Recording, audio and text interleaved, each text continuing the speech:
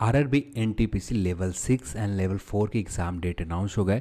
अब यहाँ पर लोग इंतज़ार कर रहे हैं लेवल 2, 3 एंड 5 की एग्ज़ाम कब तक होगा। आज हम लोग इसी टॉपिक के ऊपर बात करने वाले हैं, साथ में बात करेंगे एग्ज़ाम सेंटर और इस वीडियो का सबसे इम्पॉर्टेंट पार्ट आखिरी 26 दिनों में किस तरह से आप अपने सिलेबस को टैकल करें कि ज़्यादा से ज़्यादा मैक्सिमम स्कोर कैसे गेन करना है, ये हम लोग इस वीडियो में बात करने वाले। ये वीडियो बहुत ही कमाल का होने वाला है। आप इस वीडियो से हेल्प थोड़ा सा भी नहीं मिले ना, तब एग्ज़ाम होने के बाद आप गालियों से भर देना। मैं इस गाली को बहुत मज़े लेकर पढ़ता हूँ, तो आप गाली भी दे सकते हो, ठीक है। तो बहुत कमाल की ये वीडियो होने वाला है यहाँ पर लास्ट 26 दिन के लिए। तो आगे बढ़ने से पहले चैनल पर आप नए तो चैनल को पहले सब्सक्राइब कर लें और इस वीडियो को अपने दोस्तों के साथ शेयर भी करें कि उन्हें भी हेल्प मिल सके। अब यहाँ पर एक चीज़ तो आपको पता है कि टोटल सिलेबस आपके पास बहुत बड़ी सिलेबस है। सही से टैकल नहीं करें ना, सही से अपने सिलेबस को आगे नहीं बढ़ाएं तो यहाँ पर स्कोर सीधे घटकर 65% के ऊपर आ जाएंगे। कैसे आएंगे और कैसे स्कोर बढ़ेंगे ये हम आगे बात करेंगे, ठीक है। अब यहाँ पर एक चीज़ आपको पता है कि एग्ज़ाम 120 मार्क्स के है और यहाँ पर हमारे पास समय कितने हैं एग्ज़ाम में ये भी हमें पता है। और एग्ज़ाम में समय देखते हुए आप अपने टाइम को डिवाइड कर दो 2 पार्ट में। चाहे हो सकता है कि आपके पास 26 दिन टोटल है, ठीक है। अब इस 26 डेज को 2 पार्ट में आप डिवाइड करते हो, 13-13 दिन हो जाएंगे ये 2 पार्ट में। अब जिस तरह से डिवाइड करना चाहो कोशिश यहाँ पर ये करना है। जो 60% आसान सिलेबस है, आपको पता होगा कौन से ऐसे टॉपिक है जहाँ पर आप आसानी से सॉल्व कर लेते हो, आसानी से प्रैक्टिस कर लेते हो। हमें यहाँ पर ये करना है ना कि मैथ्स और रीजनिंग के कम से कम एक बार रिवीजन लगभग हर टाइप के क्वेश्चन को प्रैक्टिस आप कर लो, ये मेन टारगेट होना है। तो इसके लिए आसान टॉपिक को पहले करना है। अब आसान टॉपिक को पहले इसलिए करना है जो सेकंड पार्ट में है, जिसे हम लोग 13 डिवाइड कर रहे हैं, जो टफ टॉपिक के लिए रख रहे हैं। और यहाँ पर जो 40 से 30% आपका सिलेबस होता है, 40 से 30% ये बहुत ज़्यादा टफ होते हैं। जैसे नंबर सिस्टम के कुछ क्वेश्चन ले ले, बहुत लेंदी होते हैं, बहुत ज़्यादा समय लगते हैं। और कुछ सीआई के प्रश्न ले लेंगे या कुछ रीजनिंग की प्रैक्टिस ले लेंगे, वहाँ पर बहुत ज़्यादा समय लगते हैं और सही से प्रैक्टिस नहीं हो पाते। यहाँ पर बहुत ज़्यादा आप वीक होते हैं और कोशिश करते हैं कि हम स्टार्टिंग जो करें इस आसान चैप्टर से स्टार्टिंग करने के लिए। और ये ऐसा चैप्टर है ना कि आप इसके लिए कम से कम 6 मंथ भी दे दोगे आप पूरा कंप्लीट, तो भी आपका ये सिलेबस कवर नहीं होने वाला किसी भी ज़िंदगी में, क्योंकि आप लगातार इतने साल से पढ़ते आ रहे हो। अभी भी वो जो आपका टफ सेगमेंट है जहां पर हर बार आप प्रश्न को गलती करते हो, अभी तक ठीक नहीं हुए, ठीक है। अब यहां पर अभी तक ठीक नहीं हुए, लास्ट आप जो आपके पास समय बचा है, अब इस समय में भी सिर्फ टफ सेगमेंट को ही आप टारगेट लेकर चलोगे। जो आपका आसान सेगमेंट है 60%, जहां से प्रश्न आपको आसान प्रश्न पूछे जाते हैं, ये तो आपका छूट जाएगा। यहां से भी आपका स्कोर गया। यहां से तो 40% प्रश्न, 40 से 30% जो प्रश्न रहते हैं, जहां पर आप लगभग 20 से 25% ही अटेम्प्ट ले पाते हो, 20 से 25% ही अटेम्प्ट ले पाते हो। और 20 से 25% के चक्कर में जहां पर 60% से ज़्यादा स्कोर लेकर आते, ये फंस जाएंगे। अब यहाँ पर ये चीज़ें मेंटल प्रेशर अभी के समय इतना बहुत भयंकर वाला क्रिएट करता है कि जो 26 दिन है ये टफ जो आपका सेगमेंट है, टफ सेगमेंट ही पूरा का पूरा खा जाता है। तो यहाँ पर 60% मतलब बहुत बड़ा हिस्सा सिलेबस का कवर हो जाता है। जैसे आप प्रैक्टिस करना स्टार्ट किए तो एलसीएम एचसीएफ बहुत आसान होते हैं, रेशियो बहुत आसान होते हैं, नंबर सिस्टम के बहुत सारे टॉपिक जो आसान होते हैं। कुछ एक ऐसे प्रश्न होते हैं थोड़े बहुत लेंदी होते हैं, सीआई में भी ठीक वैसा ही है। एसआई आसानी से डील कर सकते हो, पर कुछ टॉपिक यहाँ पर भी बहुत ज़्यादा टफ होते हैं। एंड टफ टॉपिक को आपको आखिरी 13 दिन में ले जाना। और टॉपिक जितने भी 60% सिलेबस है, इसको कोशिश करना है कि अब भी करना है। अब यहां पर आगे बढ़ने से पहले ये चीज कहूंगा कि ये सिलेबस जो है आखिरी 2 पेज है, इसका पीडीएफ अभी के अभी निकाल के रख लो। आप अब भी पीडीएफ आप नहीं निकालते हो, अपना पैसा बचाते हो 2 रुपये, ये 2 रुपये के चक्कर में बहुत ज़्यादा आपका नुकसान होने वाला है। ये सिलेबस आपके सामने रहेगा तो यहाँ से आपको क्लियर पता चल जाएगा। नंबर सिस्टम पर आप लिख लोगे कि हाँ इस टाइप के क्वेश्चन में दिक्कत हो रही है, ये हम आखिरी 13 दिन में लेकर चलना है। आप लिख कर नहीं रखोगे, एग्जाम के समय जैसे रिविजन के समय आएंगे आप भूल जाओगे। तो यहाँ पर कोशिश करना है कि सही से हर चीज़ को टैकल करना। अब सेकंड पार्ट के ऊपर बात करें, प्रैक्टिस सेट को किस तरह से लेना चाहिए। प्रैक्टिस सेट बहुत सारे लोग यहाँ पर रहते हैं कि दिन भर में 2 या 3 प्रैक्टिस सेट लगाते हैं, ठीक है, ये भी एक सही स्ट्रेटजी है। पर ये आपको जो फाइनल सिलेक्शन के लिए मेरिट लिस्ट में आने के लिए जो स्कोर होना चाहिए, यहाँ पर आप फंस जाते हैं। क्योंकि आप लगातार बहुत सारे कैंडिडेट को हम लोगों ने देखा है जो प्रैक्टिस सेट ज़्यादा से ज़्यादा करते हैं। कभी कभी ये बहुत अच्छा काम कर जाता है, प्रैक्टिस सेट इतना शानदार काम करता है कि आपके हिसाब से पेपर पूछ दिया गया, प्रैक्टिस सेट में जो प्रैक्टिस की उसके हिसाब से पेपर आ गए, पूरी की पूरी आपका सही जगह लग गया, तुक कहें जो भी कहें, वो सही जगह लग जाते हैं। अब यदि प्रैक्टिस सेट थोड़ा सा भी प्रैक्टिस सेट से हट कर प्रश्न आते हैं, आप यहाँ पर मार खा जाते हो। अब यहाँ पर जब प्रश्न हट कर आते हैं तो उस स्थिति में हमारा क्या बचाता है, आपने सिलेबस के ऊपर कितना मेहनत किया ये हमारा बचा कर आता है। आपका जो ज़्यादातर प्रश्न सॉल्व करने में मदद करता है, सिलेबस मदद करता है। प्रैक्टिस सेट सिर्फ आपको थोड़े से समय के लिए एजेस दे देता है, तो यहाँ पर पूरी तरह से लग पर आ जाते हैं। तो यहाँ पर मैं यही कहूँगा कि अब भी हमारे पास 26 दिन है, और ये 26 दिन में कोशिश करना है कि 10 प्रैक्टिस सेट से ज़्यादा ना लगाएं। 10 से आप ज़्यादा लगाते हैं तो आप ज़्यादातर समय प्रैक्टिस सेट के ऊपर देंगे। सिलेबस आपको जो रिवीजन की ज़रूरत है, हर टॉपिक के ऊपर जो रिवीजन आपको करना चाहिए, अभी उन टॉपिक के ऊपर आप रिवीजन नहीं कर पाएंगे, और ये चीज़ें आपका स्कोर जो फाइनल सिलेक्शन के लिए होंगे यहाँ पर आपका कम जाएगा। तो इन चीज़ों से आपको बचना है, और ये आप को करना पड़ेगा। जैसे कुछ लोग कह रहे थे कि मोटिवेशन को लेकर, तो मोटिवेशन कुछ नहीं होता, मोटिवेशन से आप कुछ नहीं कर पाओगे। बहुत सारे यूट्यूब पर वीडियोस मिल जाएंगे, इतने समय से आप मोटिवेशन देखते आ रहे हो, आज लगभग 7 साल 8 साल प्रिपरेशन करते हुए हो गए हैं। अब खुद से थोड़ा सा मैं रियलिस्टिक ज़्यादा सोच लेता हूँ, कभी कभी हमेशा ही सोच लेता हूँ। तो आप खुद से तय करो, मोटिवेशनल वीडियो 7 से 8 साल देख कर भी कुछ नहीं कर पाए हम, मोटिवेशन कुछ नहीं होता। आप अपने लिए क्या करना चाहते हो, ये असली मोटिवेशन है। आप खुद के लिए कर रहे हो तो खुद के लिए करना चाहते हो, तो अब भी जितना समय है इस तरह इन चीज़ों को बहुत आसानी से टैकल करो, काम बन जाएंगे। अब बात करते हैं जनरल स्ट्रेटजी। मैथ और रीजनिंग के लिए तो आपको 13-13 दिन के जो डिवाइड करने के लिए बताया, ये 13-13 दिन का डिवाइड कर लो। मैथ रीजनिंग आपको बहुत आसानी से कवर हो जाएगा। बस यहाँ पर आप गलती मत करना, 60% सिलेबस आप बहुत आसानी से अब भी एक बार आपका हर टाइप के क्वेश्चन प्रैक्टिस हो जाएंगे। ये 60% सिलेबस अब भी कोशिश करो, और ये आखिरी 13 दिन में जो 3-4 टॉपिक होंगे, 4 टॉपिक मैक्सिमम 5 से 6 टॉपिक जाएंगे जहां पर आप कमजोर होगे।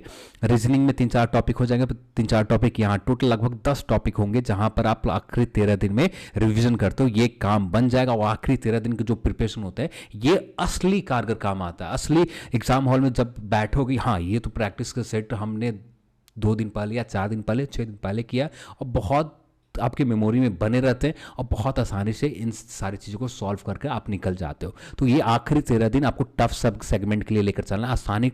आसान सेगमेंट हमें कोशिश करना, 60% जो सिलेबस के प्रश्न होते हैं ये शुरुआत 13 दिन में पूरी तरह से रिविजन कर लें, मैथ और रीजनिंग दोनों का।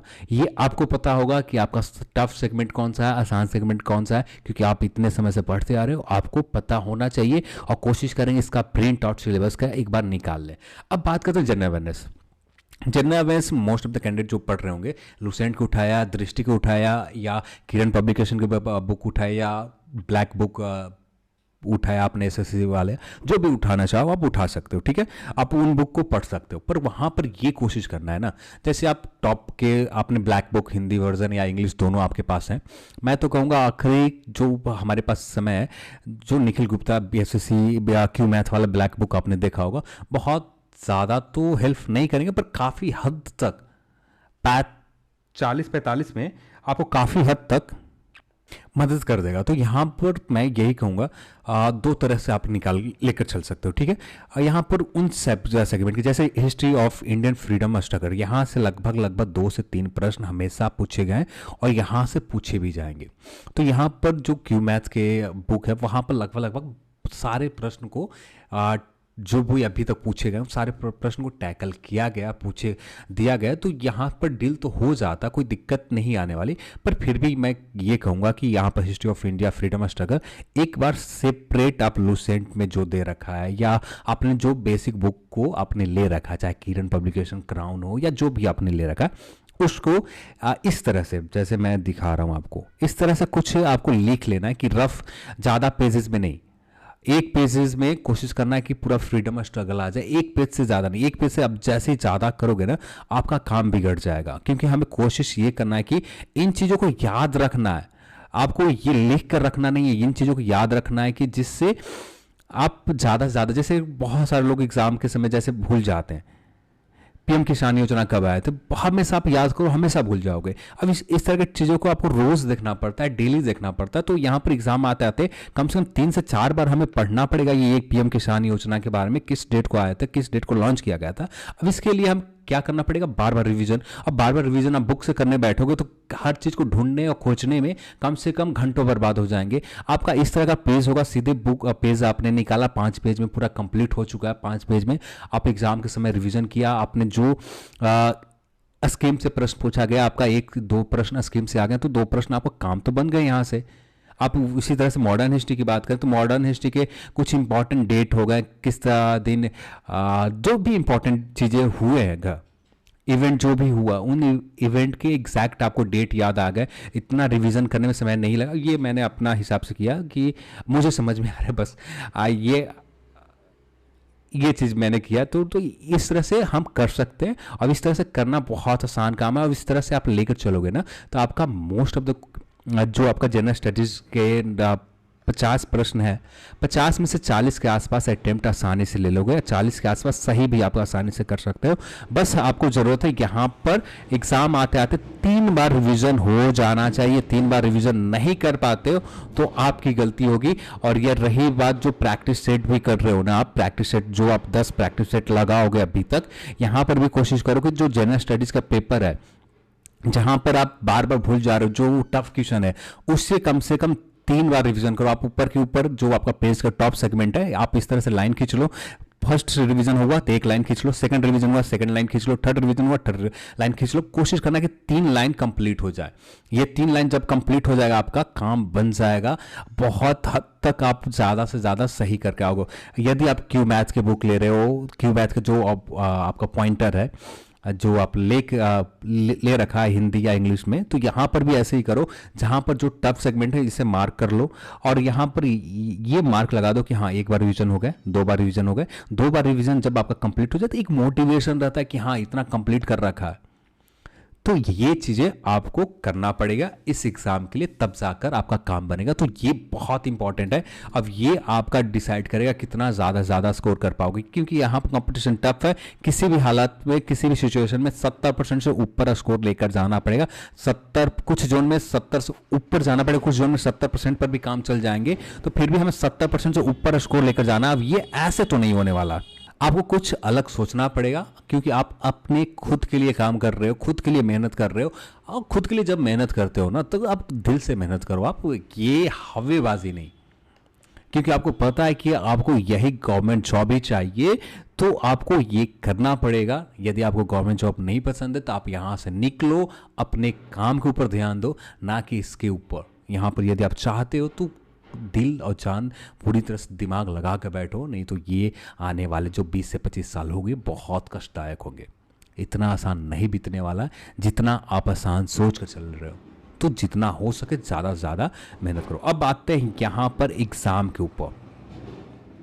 लेवल 2, लेवल 3 एंड लेवल 5 के एग्ज़ाम कब तक होंगे? कमेंट सेक्शन में बहुत सारे लोगों को मैंने रिप्लाई तो किया है, पर लोगों को एक सही वैलिड रीज़न भी चाहिए, लॉजिकल रीज़न भी चाहिए। तो इसलिए जैसे मैंने कहा कि आपका एग्ज़ाम मई के महीने में लेवल 2, लेवल 3 एंड लेवल 5 ये भी एग्ज़ाम हो जाएंगे। तो यहाँ पर कुछ का कहना है कि अब भी अनाउंस क्यों नहीं किया गया ये एग्ज़ाम डेट। तो यहाँ पर मैं बताना चाहूँगा, यहाँ पर लेवल 2 एंड 3 एक ऐसा लेवल है जहाँ पर बहुत बड़े नंबर में कैंडिडेट की संख्या है।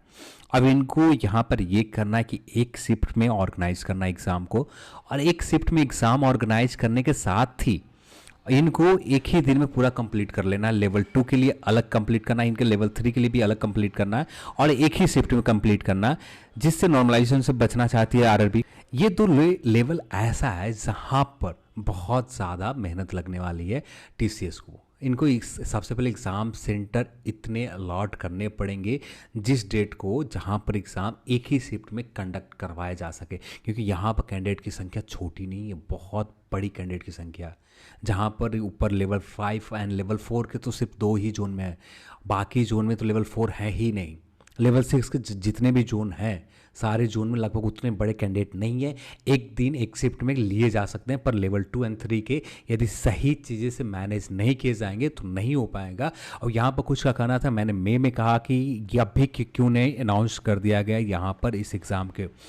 अभी तक टीसीएस ने ये लेवल 2 एंड 3 किस तरह से एग्ज़ाम ऑर्गेनाइज किए जाएंगे ये अभी तक कंफर्म एग्ज़ाम सेंटर को लेकर नहीं हो पाए पूरी तरह से एग्ज़ाम, क्योंकि टीसीएस को भी पता है कि एक शिफ्ट में एक ही दिन में एग्ज़ाम कंडक्ट करवाना है, लेवल 2 का भी लेवल 3 का भी। इतना एग्ज़ाम सेंटर, इतनी एग्ज़ाम सीट पर सीटिंग बैठने के लिए अरेंजमेंट चाहिए, अब जिसमें अभी तक समय लग रहा है। लेवल 2 एंड 3 के जैसी टीसीएस कंफर्म कर देती है और लेवल 5 के भी एग्ज़ाम डेट वैसे अनाउंस कर दिए जाएंगे। जहां तक आप उम्मीद करके चलो मई के महीने में आपका एग्ज़ाम हो जाएगा। अब भी अनाउंस नहीं किया गया है, इसलिए अनाउंस नहीं किया गया कि अभी तक पूरी तरह से एग्ज़ाम सेंटर को मैनेज नहीं किया गया है किस तरह से एग्ज़ाम लेवल 2 एंड 3 के एक दिन में एक शिफ्ट में कंडक्ट करवाए जाएंगे। छोटी बात नहीं, ये एक बहुत बड़ा कैंडिडेट की संख्या है, जो सारे कैंडिडेट बैठेंगे अप्रॉक्स 7 लाख के आसपास। 7 लाख लेवल 2, 3, 5 मिलाकर तो 7 लाख के समथिंग टोटल कैंडिडेट होंगे ही। 7 लाख के आसपास लोग एग्ज़ाम बैठने वाले हैं लेवल 2 एंड 3, 5 के ऊपर। तो ये चीज़ें मैनेज करने में यहाँ पर समय लग रहे हैं, इस वजह से अभी एग्ज़ाम अनाउंस नहीं हो रहा। मई के महीने में आप मान के चलो आपका एग्ज़ाम अनाउंस हो जाएंगे। जैसे ही टीसीएस एग्ज़ाम सेंटर कंफर्म करके आरआरबी के पास भेज देती है, वैसे एग्ज़ाम डेट आपका अनाउंस हो जाएगा। इसको लेकर कुछ अपडेट मिलता है, आगे प्रोग्रेस होता है, जो चीज़ बताया जाएंगे, पर अभी के लिए कोई डेट ऐसा नहीं है। पर हाँ, आपको टारगेट लेकर चलना है मई के ही महीने में कि मई में ही एग्ज़ाम आपका ले लिए जाए। इनका भी यदि मई में नहीं भी हो पाता है तो लेवल 2 एंड 3 के एग्जाम, लेवल 5 के मई के महीने पूरी तरह श्योर हो कि लेवल 5 के एग्जाम मई में ही हो जाएंगे। और लेवल 2 एंड 3 के ऊपर भी आप 80% श्योर रहो कि लेवल 2 एंड 3 के भी एग्जाम मई में हो जाएंगे। 80% पूरी तरह से श्योर रहो। 20% थोड़ा सा शक है और कुछ नहीं।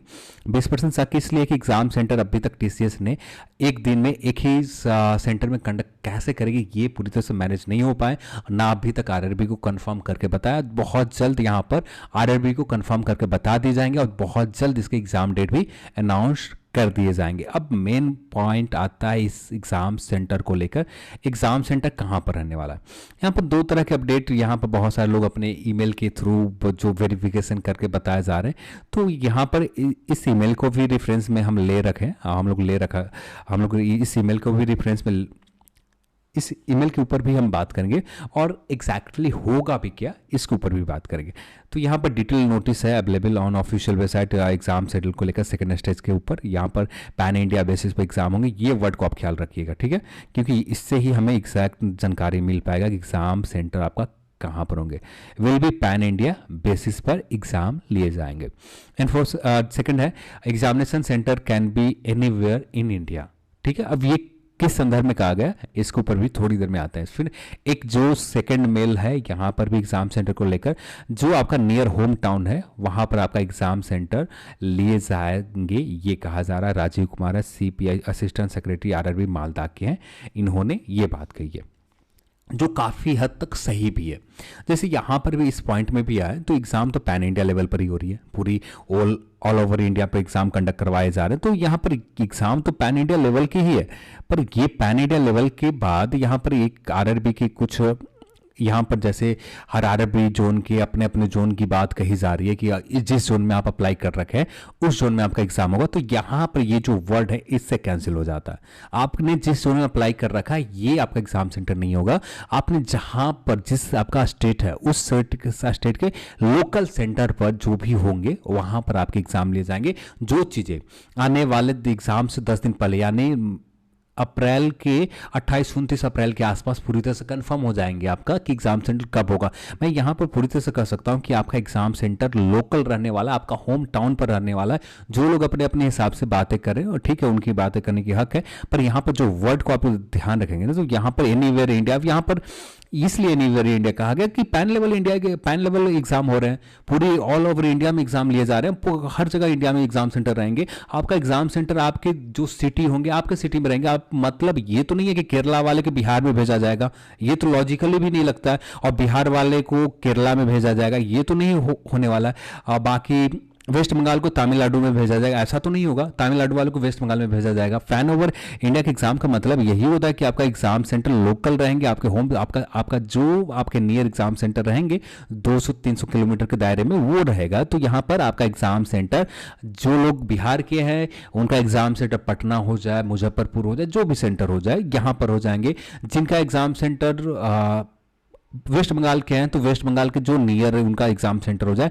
इनका नियर हो जाएंगे। जो यूपी के हैं तो उनका यूपी का नियर एग्जाम सेंटर हो जाएंगे। तो यहाँ पर कोई एग्जाम सेंटर को लेकर डरना नहीं है कि एग्जाम सेंटर आपको दूर जाने वाले, एग्जाम सेंटर आपके लोकल होम टाउन में ही रहने वाले, कोई दिक्कत वाली बात नहीं है। जैसे ही आपका 28-29 अप्रैल आएंगे उस समय आप खुद वेरीफाई कर लोगे कि हाँ एग्जाम सेंटर आपका लोकल ही है। तो जितना आप इस पर दिमाग लगाओगे, जितना ज़्यादा आप मेल करोगे, उतना ही ज़्यादा कन्फ्यूजन होंगे, उतना ही ज़्यादा रिप्लाई आएंगे, उतना ही ज़्यादा लोग अलग जितने भी बोर्ड्स हैं, जैसे ये हर आरआरबीज अपने अपने हिसाब से कुछ बातें बताए जाएंगे, तो हर चीज़ें बताई जाएंगी जो कन्फ्यूजन क्रिएट करेगा। तो मैं यही कहूँगा कोई कन्फ्यूजन नहीं रहना चाहिए। आपका एग्जाम पैन लेवल इंडिया पर हो रहे हैं तो पैन लेवल इंडिया पर हो रहे हैं तो एग्जाम सेंटर इंडिया कहीं भी होंगे, पर कहीं भी होंगे इसका मतलब ये नहीं है केरला वाले के बिहार में होंगे और बिहार के केरला में होंगे। आपका मतलब ये हुआ कि आपका एग्जाम सेंटर आपके नियर होंगे, चाहे यूपी के, आप जैसे आप बिहार के लगभग यूपी के बॉर्डर के नज़दीक पड़ते, तो वो यूपी के बॉर्डर के नज़दीक वाराणसी है, इलाहाबाद है, यहाँ पर एग्जाम सेंटर हो जाएंगे। जो नॉर्थ बिहार में आ जाते तो उनका एग्जाम सेंटर पटना आसपास नियर पड़ेगा तो पटना हो जाएंगे। जो south north Bihar sorry west Bihar में आ जाते उनका एग्जाम सेंटर हो सकता है वेस्ट बंगाल में चला जाए, तो नियर है वेस्ट बंगाल, नियर वेस्ट बंगाल में चला जाएगा। तो इस तरह से एग्जाम सेंटर रहने वाला है, ना कि इस तरह से कि आपको कहीं भी आपके जोन, आप जिस जोन में आते हैं उस जोन में भी नहीं रहने वाले। आप जहाँ पर अप्लाई कर रखा आपका एग्जाम सेंटर जहाँ पर है, आपका जो एग्जाम स्टेट जो नियर होगा उस नियर एग्जाम सेंटर के ऊपर आपका एग्जाम रहने वाले। जो आपने एड्रेस डाल रखा है ना उसके बेसिस के ऊपर एग्जाम सेंटर अलॉट किए जाएंगे कि आपका एग्जाम कहाँ होगा। आपने एग्जाम सेंटर अपना जो एड्रेस कोलकाता का डाल रखा तो कोलकाता के नियर ही आपका एग्जाम सेंटर होंगे। तो चलिए आज के इस वीडियो में इतना ही, और इस वीडियो को देखने के लिए आप सभी को बहुत बहुत धन्यवाद। जय हिंद।